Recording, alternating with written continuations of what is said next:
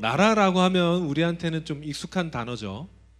어떤 나라라고 할 때 뭐 우리가 살고 있는 대한민국이 일단 나라고, 또 우리가 여행을 자주 가는 뭐 이웃 나라 일본이나 저 멀리 유럽에 있는 뭐 프랑스, 스페인, 독일 뭐 이런 나라들 다 나라입니다. 어, 우리가 학창 시절에 주로 이제 나라의 요건이 뭐다 뭐 이렇게 이야기를 하잖아요. 여러분, 나라의 3대 요건이 뭔지 아시죠? 첫 번째가 국토, 그 다음에 국민, 그 다음에 몰라요? 주권. 네, 죄송합니다. 네. 어렵지, 다 아시리라고 믿고. 오늘따라 왜 이렇게 대답을 안 하지? 우리 아멘 한번 해봅시다. 아멘. 네, 이 목소리로 대답을 해주세요. 네. 우리 전 회장님, 전 회장님만 보고 하겠습니다. 목소리가 내 귀에 들려야 돼. 네. 국토, 국민, 주권, 요게 이제 나라의 세 가지 요소라고 이야기를 합니다. 우리가 하나님의 나라를 세워가자라고 할 때, 그러면 이 세 가지 요건이 충족이 돼야 될 텐데 어떻게 하나님의 나라를 세워야 되겠습니까? 여러분, 혹시 이스라엘이라는 나라 아세요?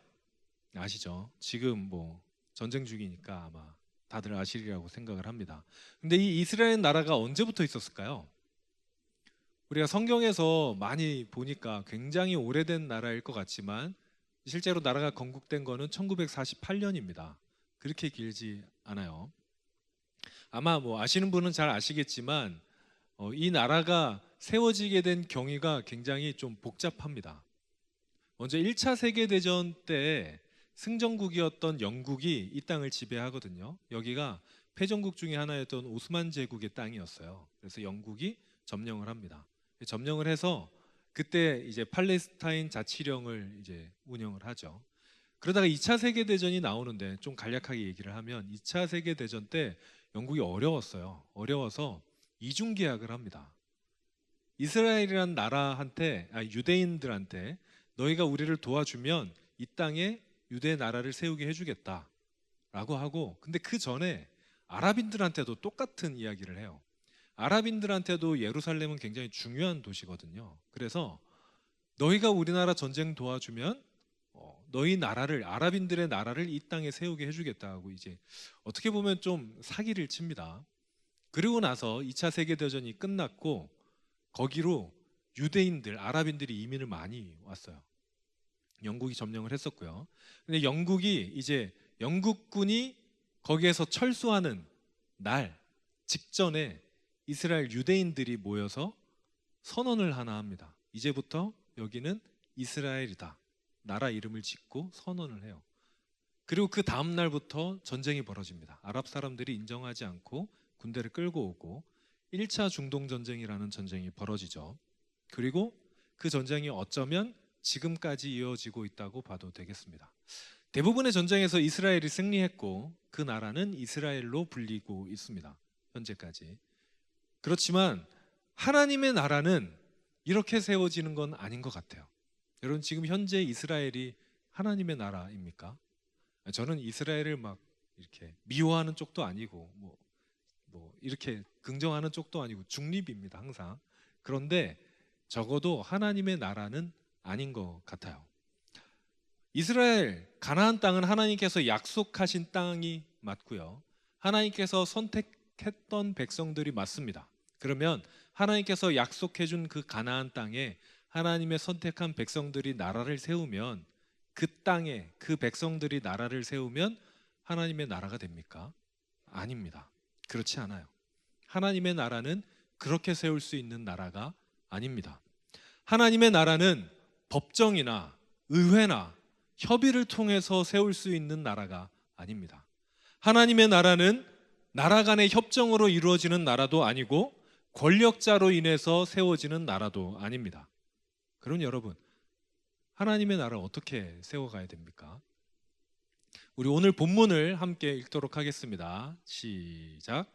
바리새인들이 하나님의 나라가 어느 때에 임하나이까 묻거늘 예수께서 대답하여 이르시되 하나님의 나라는 볼 수 있게 임하는 것이 아니요 또 여기 있다 저기 있다고도 못하리니 하나님의 나라는 너희 안에 있느니라. 아멘. 여기 바리새인들의 질문이 뭡니까? 하나님의 나라가 어느 때에 임합니까? 하나님의 나라가 언제 오십니까?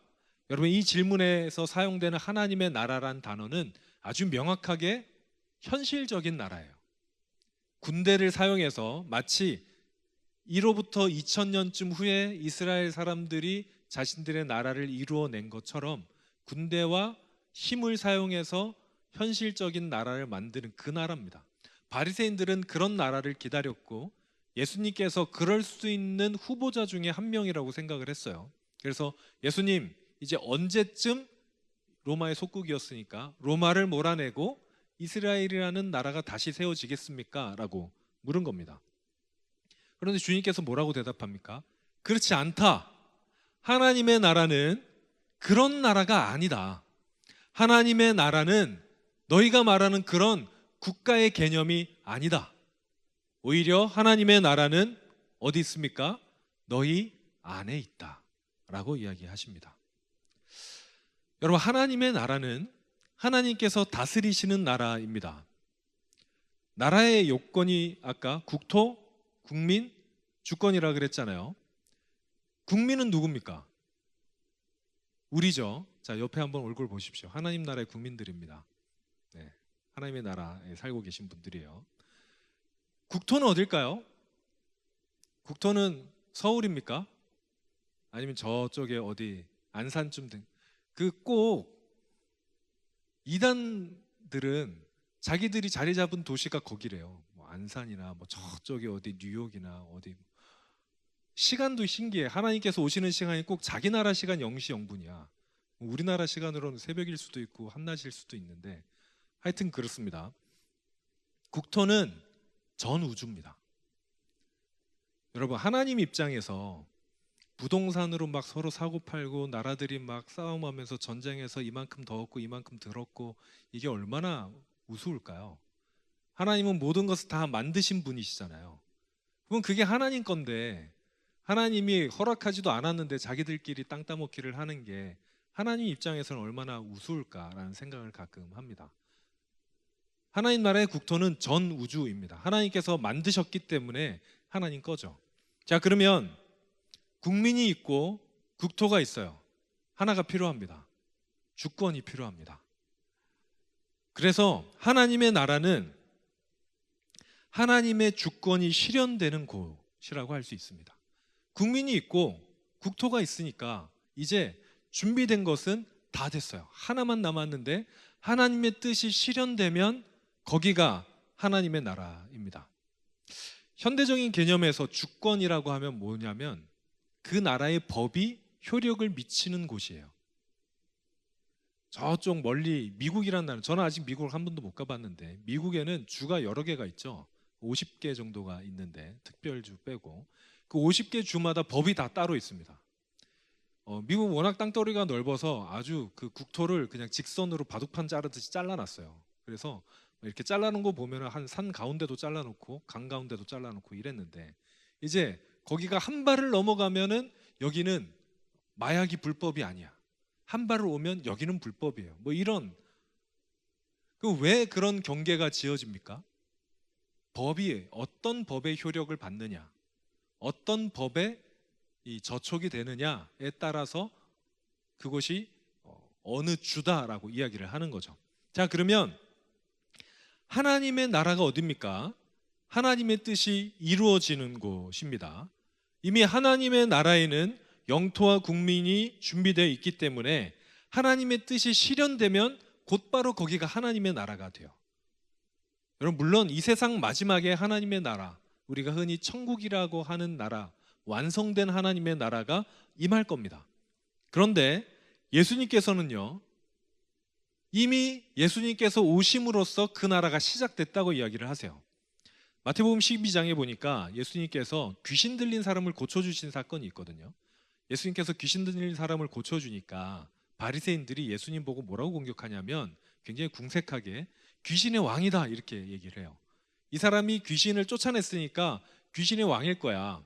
하나님 아니면 귀신의 왕인데 하나님이라면 자기들이 좀 안 되니까 귀신의 왕이라고 모함을 합니다. 그런데 예수님께서 뭐라고 이야기하시냐면 여기 나와 있는 것처럼 내가 하나님의 성령을 힘입어 귀신을 쫓아낸 거면 하나님의 나라가 이미 너희에게 임했다라고 이야기하십니다. 하나님의 뜻이 이루어진 곳이 하나님의 나라입니다. 그렇다면 우리 삶 속에서 하나님의 나라는 어디입니까? 제가 지지난 주일 설교를 하고 보통 제가 설교를 하면 저한테 질문하는 친구가 많지 않아요. 그래서 좀 슬픈 게 있는데 별로 관심이 없나? 뭐 이런 생각을 하기도 하는. 그런데 지지난 주일에 설교하고 나서 몇몇 친구들이 저한테 질문을 많이 했습니다. 지지난 주일에 잠깐 음주에 대한 얘기를 했거든요. 그럼 나중에 얘기한다고. 그러니까 막 제대로 설명을 해주었으면 좋겠다. 필요했었다라고 이렇게 저한테 얘기를 하는 경우가 있습니다.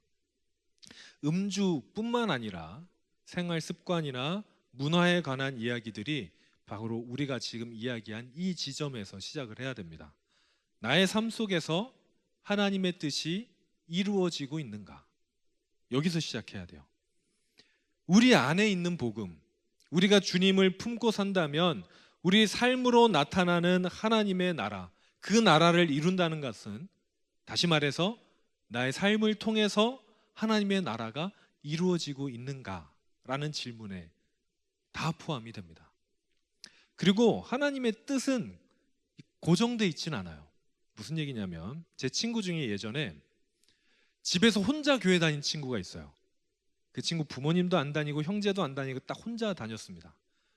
그 친구가 교회 가는 거는 괜찮았어요. 그런데 어려울 때가 언제였냐면 명절 때, 제사 드릴 때였습니다.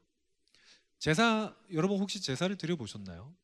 거의 없는 친구들이 많을 텐데 제사를 드리면 절을 해야 돼요. 그 앞에 이제 뭐가 위패가 있고 막 절하고 이래야 되는데 그 친구가 이제 더 이상 절을 하지 않기로 결단을 하고 부모님과 어른들에게 제가 절을 하지 않겠습니다 라고 얘기를 한 거예요.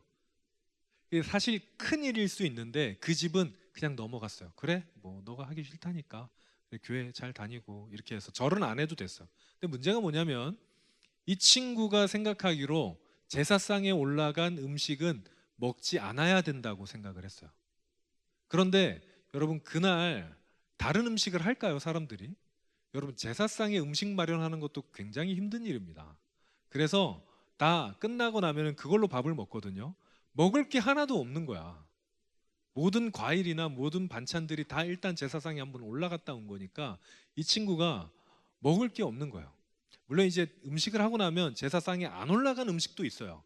많이 하기 때문에 그걸 표시해 놨다가 그것만 먹고 뭐 이러기도 했는데 그게 어른들한테 이제 들킨 거죠. 어른들이 그거를 받아들이기가 사실 쉽지 않았습니다. 뭐 억지로 먹이진 못하는데 야, 너 그렇게까지 해야겠냐? 라고 얘기를 한 거죠. 그래도 그 친구는 끝까지 음식을 먹지 않고 그 제사상에 올라가지 않은 음식에 십자가 표시를 해놓고 그것만 먹었다는 이야기를 들은 적이 있어요. 어떻게 표시를 했는지 어떻게 알아봤는지는 잘 모르겠어요. 다른 친구도 있었습니다. 이 친구는 상황이 좀 비슷했는데 혼자 교회 다녔고요. 제사를 드리는 친구였습니다. 절은 하지 않았어요. 그런데 이 친구는 제사 음식을 좋아하는 친구였어요. 여러분 혹시 제사상 음식 드셔보셨어요? 간이 좀 슴슴하거든요. 그게 거의 입에 맞을 수 있어요. 제사 음식이. 이 친구는 그걸 먹는다고 해서 자기 믿음이 어떻게 될 거라고 생각을 안 했기 때문에 제사상에서 절은 하지 않았지만 엄청 좋아하면서 음식은 다 먹었습니다. 여러분 어떤 친구가 하나님의 뜻대로 했습니까? 둘 다예요. 둘 다 하나님의 뜻을 충실하게 행했습니다. 하나님의 뜻이 고정돼 있지 않다는 것은 이런 의미예요. 상황에 따라서 그 사람의 믿음에 따라서 마음에 따라서 바뀌기도 합니다. 음주에 대해서 얘기할 때 다들 저한테 얘기하시는 것이 뭐냐면 독일은 맥주를 마셔요. 유럽에 가니까 뭐 와인을 물처럼 마시던데요. 뭐 이런 얘기들. 술 마시면 지옥에 가나요? 뭐 이런 이야기들을 합니다. 유럽의 개신교 국가들, 대표적으로 독일, 카톨릭 국가들 음주를 합니다. 사제들도 술을 마시죠. 물론 세상 어디에서도 교회에서, 어떤 교회에서도 취하도록 마시는 걸 허락하는 교회는 없습니다. 그런 데는 없어요. 대부분, 우리나라를 제외한 대부분의 교회는 절주를 얘기해요. 취하지 않게 마셔라 라고 얘기해요. 그런데 아시아권에서, 특히 우리나라는 금주를 합니다. 교회에서는 금주를 얘기해요. 술을 마시면 안 된다. 왜 그럴까요? 상황이 달라서예요. 처음에 선교사님들이 이 규칙을 세웠는데, 선교사님들이 이 땅에 오시니까 우리나라의 음주 문화 자체가 너무 타락한 문화 중에 하나였던 거예요. 기생 문화랑 연결이 돼 있고 또 쾌락의 문화랑 연결이 돼 있지, 그냥 음료가 아니었어요. 우리나라에서 술은 음료라고 불릴 수가 없었습니다. 그냥 나쁜 무언가였어요. 사람을 나쁘게 하는 어떤 액체에 불과했습니다. 기분 좋자고 마시지만 그게 기분이 좋은 걸 넘어서 너무 사람을 악하게 만들기 때문에 선교사님들이 금지했어요. 이 술 문화 자체가 좋지 않은 문화였기 때문에 금지했습니다. 쉽게 말하면. 그러면 지금은 어떻습니까? 이거를 알아보려면 내가 술을 마심으로 사람들과 화목해져서 하나님의 나라를 이룰 수 있는지에 질문하시면 돼요. 더 직관적으로 얘기하면, 여러분 술을 마시고 싶으면 앞에 하나님이 계시다고 생각하고 대작을 하실 수 있으면 술을 마실 수 있을 것 같아요. 그런 문화라면. 우리나라는 그렇지 않습니다. 만약에 여러분이 길을 가다가 저기 저 어떤 호프집이나 술집에 저랑 그 부목사님들이 모여서 이렇게 술 한 잔씩 하고 있는 걸 봤을 때 충격받지 않으실, 나쁘게 보지 않을 자신이 있으면 우리나라는 금주 문화가 건전한 문화인 거예요. 아무도 그렇지 않을 것 같습니다. 우리나라 문화 상황이 이렇습니다. 안타깝게. 그래서 저는 모든 청년들에게 술을 입에 대지 말라고 권해요. 여러분, 가능하면 술을 입에 대지 마십시오. 우리 이제 20살 된 친구들도 있고, 혹시 교회에서 술을 배울 일이 있으면 저한테 혼납니다.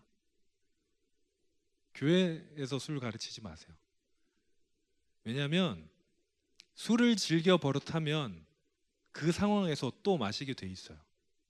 저는 술을 마시지 않았습니다. 한 방울도 마시지 않은 건 아니에요. 아버님께서 어렸을 때 이렇게 제가 교회 다니기 전에 마시게 한 적이 있으니까. 그렇지만 저는 그래서 힘들 때든 어려울 때든 운동이 끝났을 때든 어떤 때든 술이 절대 생각나지 않아요. 흡연도 한 번도 한 적이 없어요. 그래서 저는 담배가 생각나지 않습니다. 여러분, 성경에 나와 있지 않기로 따지면 마약도 성경에는 안 나와 있어요. 성경에 마약 안 해야 된다는 얘기 없습니다. 근데 우리는 알아요. 하나님께서 마약을 싫어하신다는 걸 압니다. 그래서 하지 않는 거잖아요. 정직하게 가슴에 손을 얹고 우리 속에 있는 예수님께, 예수님 술이 들어가니까 같이 마시죠 하고 예수님께 술을 부어드릴 수 있는 사람이 있습니까? 없으면 마시면 안 됩니다. 그런데 이게 음주에 대해서만 이야기하는 것이 아닙니다. 모든 상황 가운데, 어떤 행동 가운데 우리의 질문은 이거여야 돼요. 나의 삶을 통해서 하나님의 나라가 이루어져 가는가? 하나님의 뜻이 이루어져 가는가? 나의 선택이 하나님의 선택을, 하나님의 나라를 이루어가는 선택인가? 하나님이 좋아하시는 거라면 내가 싫어하도 할 수 있어야 하나님의 백성입니다. 하나님이 싫어하시는 거라면 내가 아무리 그걸 사랑하고 좋아해도 끊어낼 수 있어야 하나님 나라의 백성입니다. 사랑하는 여러분, 여러분이 사는 곳이 하나님의 나라이기를 바랍니다. 하나님의 나라이기를 바랍니다. 초대교회 성도들이 인사로 이렇게 인사했습니다. 마라나타라고 인사했습니다. 이 의미는 주님께서 오십니다 라는 뜻이에요. 왜냐하면 초대교회 성도들은 그만큼 하나님의 나라가 오기를 갈망했습니다. 왜냐하면 하나님의 나라가 온 세상을 완전케 하시는 완전한 나라라고 알고 믿었기 때문입니다. 그리스도인이란, 우리가 그리스도인이라면 하나님의 나라를 기다리는 사람들이어야 됩니다. 하나님의 나라를 하나님의 나라가 완성되기를 갈망하는 사람들이어야 됩니다. 그렇지 않으면 우리는 그리스도인이라 하기가 어려울 수도 있겠어요. 하나님의 나라를 기다리는 사람들은 하나님의 뜻이 이루어지기를 기다리는 사람들입니다. 내 삶 가운데서 하나님의 역사가 일어나기를 기다리는 사람들이고 그것을 위해서 노력하는 사람들입니다. 사랑하는 여러분, 이 세상에서 하나님의 나라는 노력 없이 이루어지지 않는 것 같아요. 여러분의 삶에서 하나님의 나라는 노력 없이 이루어지지 않는 것 같습니다. 제가 어떤 공부를 시키는 강사님에게 이 어떤 글귀가 있었는데, 현재 변화하지 않고 변화된 미래를 원하는 것은 미친 짓이다, 이런 이야기를 제가 들은 적이 있어요. 여러분의 삶이 하나님의 나라가 만약에 아니라면 변화해야 합니다. 나의 마음, 아무한테도 얘기하지 않은 나의 속이 하나님의 나라가 아직 아니라면 바뀌어야죠. 말씀을 통해서 변화해야 됩니다. 제가 대표적으로 음주를 얘기했지만 음주뿐만이 아니에요. 모든 삶 가운데서 하나님의 뜻이 이루어지기를 원하고 그것을 위해서 노력하는 여기 있는 모든 하나님의 사람들 되시길 바랍니다. 찬양팀 앞으로 나와주시고요. 사랑하는 여러분, 하나님의 나라를 이루어 가시는 우리가 되기를 바랍니다.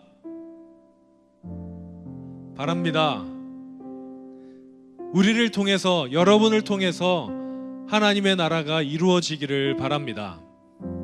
우리가 우리의 삶을 통해서 하나님의 나라를 이루어 갈 때 우리 주변에 하나님의 뜻이 이루어질 거예요.